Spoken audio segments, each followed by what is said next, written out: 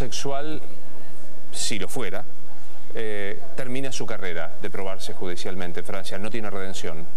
No va a tener redención. Si se comprueba que los cargos son ciertos contra Emile Strauss-Kahn, aparte que puede tener una pena muy severa en Estados Unidos, su carrera política está terminada. Creo que el caso de Strauss-Kahn es una verdadera tragedia griega, como las tragedias griegas donde había gente que era muy poderosa, reyes, emperadores, dioses o semidioses, y de alguna forma era un poco un semidios con el poder que tenía Strauss-Kahn, todavía llamado a hacer muchas cosas por algo que tiene que ver quizás con las pasiones, los intereses, la envidia, no se sabe, o las cosas más bajas, quizás patológicas, termina así, de todo a nada. Pero fíjese qué paradójico, ¿no? Porque en Latinoamérica, y quizá podemos hacer un paralelismo también con Italia, que tiene mucho de esa idiosincrasia, me refiero a Silvio Berlusconi, sí. Si pudiese la teoría conspirativa cobrar peso y correr el tema del delito penal, porque ya es otro, claro, harina de otro costal, ¿no? Pero hablar simplemente de esto, de alguien mujeriego y demás, podría hasta victimizarse y hasta haber sectores, sí, que lo reivindiquen. No es imposible que pueda ocurrir, pero para eso tendría que no poder continuar la parte judicial. O sea, realmente, y con lo que se sabe hasta ahora del caso, me parece que va a ser realmente muy difícil que pueda parecer únicamente una conspiración. Me parecía atinado lo que planteaba Débora, ¿no? Con dos personas, y lo decimos respetuosamente, digo, Berlusconi y Strauss-Kahn, los dos mujeriegos confesos, uno que se dedicaba a armar fiestas y demás.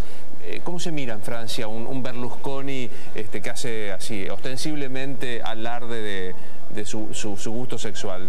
Bueno, es difícil contestar cómo se mira en general en Francia. Mucha gente por ese tipo de cosas no le tiene mucho respeto a Berlusconi.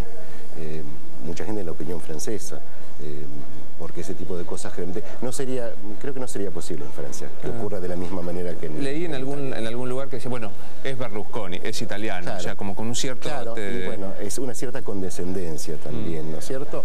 O una supuesta idiosincrasia que hace que se permitan algunas cosas que no pasan en otros países. Del mismo modo que hay diferencias culturales entre Francia y Estados Unidos, o entre Argentina y Francia, también hay diferencias culturales entre Italia y Francia o Italia y Estados Unidos. Sí, no, y respecto de la dureza de las leyes o de la concepción, que algunos hablan de doble moral o hipocresía de Estados Unidos, fíjese lo que fue el caso Lewinsky, ¿no es cierto?, para Bill Clinton, y que la acusación más fuerte era la mentira. Claro, claro.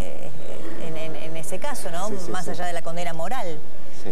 Sí, pero hubo una condena moral también muy fuerte por ese puritanismo de la sociedad norteamericana, claro, que no es el mismo que hay en general en Europa.